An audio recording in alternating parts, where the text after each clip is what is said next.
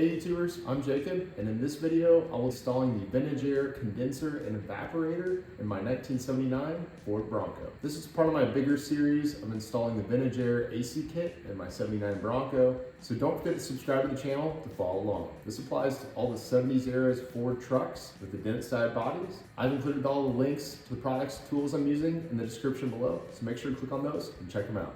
Alright, let's get into it. I'm installing a new radiator with this vintage air condenser and test fitting the setup beforehand.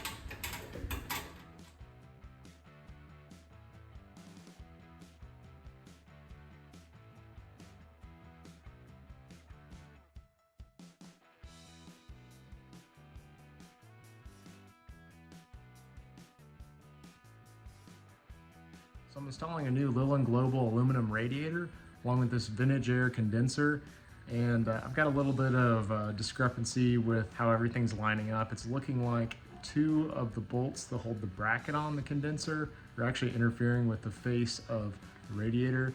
So I'm just going to mark some holes and measure and just drill into that flange on the radiator, leave my condenser installed. Should make it a little bit easier install. I've got plenty of real estate to drill holes in this, and it is a soft aluminum. I did have to purchase new stainless steel hardware that was long enough to hold the condenser and radiator in place. I'm using a yellow wax marker to mark the bolt that's contacting the radiator flange. This way I know where to drill it out. I plan to run an electrical and mechanical fan, so test fitting my clearances while it's mocked up is a good idea. Okay, so the wax method worked. We see the mark for one screw and the mark for the other. Where that whole area is, I'm going to use a step down bit and just drill it out. It only needs to pass through for those two bits.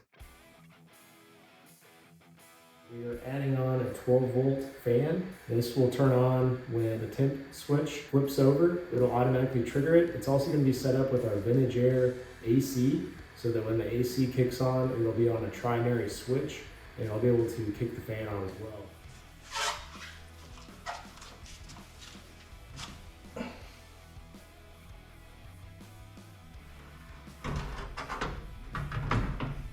I have jack stands supporting it down below, so it's not going to fall. I'm installing my hardware with lock washers and blue Loctite.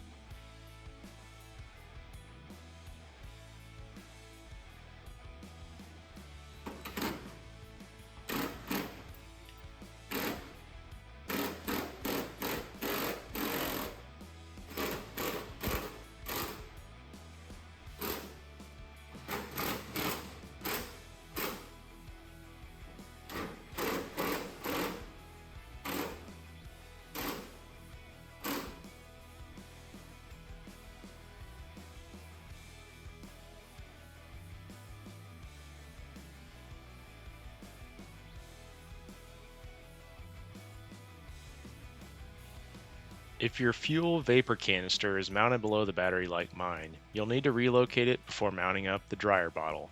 I moved mine below the alternator along the inside of the frame rail.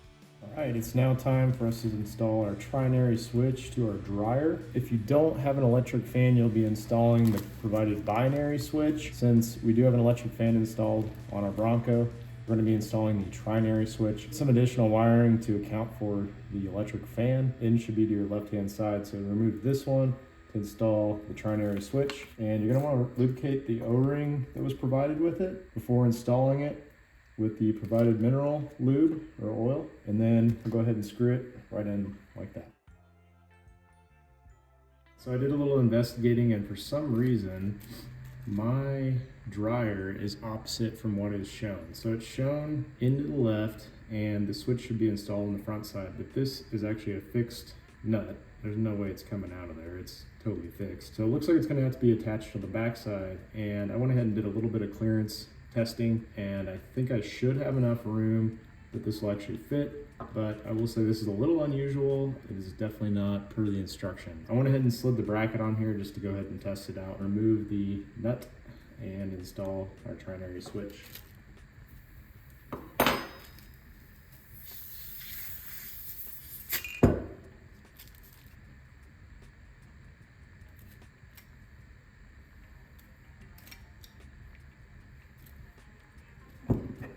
All right, now that we got that installed, let's go ahead and install our hard line and get this bracket set up. So now we're going to install our number 6 hard line, and we're going to want to make sure you pull the caps off, put the O-ring on, and lubricate it. Also, need to make sure unscrew this and get the rubber cap out, or insert.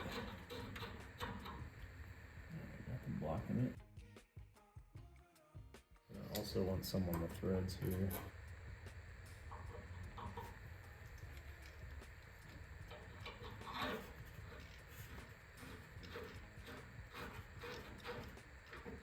We're gonna leave it loose, save some movement. Loosely get our dryer fitted in place and remove the end from my dryer. You want the in direction coming from the condenser. Make sure you got everything out of there. I've already lubricated this O-ring, but I'm just gonna loosely fit it for now.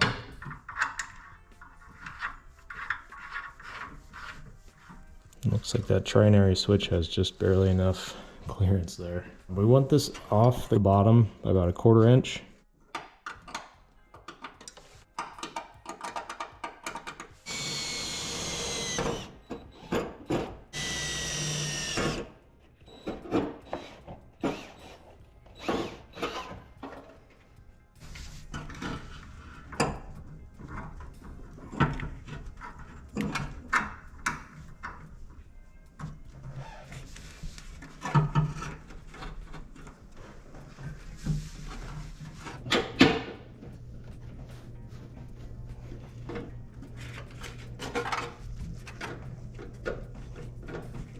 Okay, now that we got it mounted up, check my space on the bottom.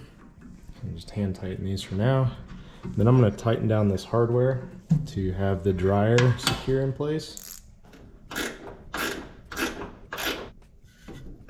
It's going nowhere.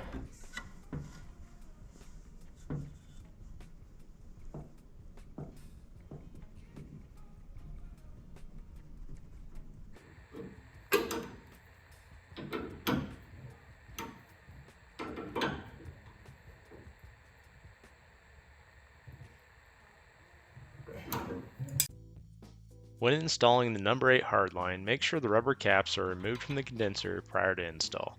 This top one is a little tricky with the bracket mounting bolt head right next to the connection.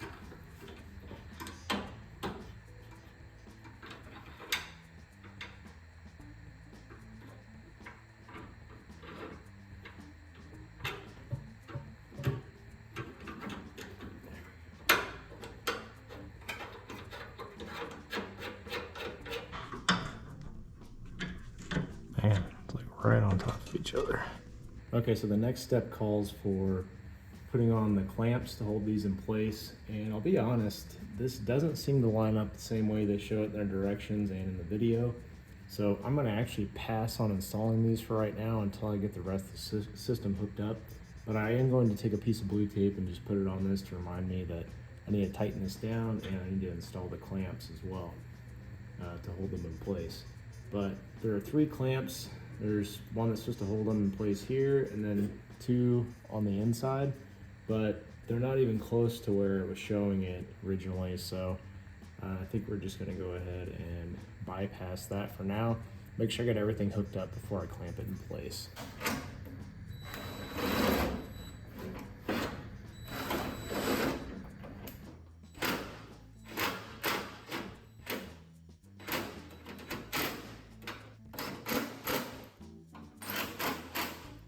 Thank you for watching my how-to video. If you enjoyed it, smash down the like button and subscribe to the channel for more content. As always, I've included the links to all the products and tools I've used in the description below, so make sure to click on those and check them out. Thanks for watching.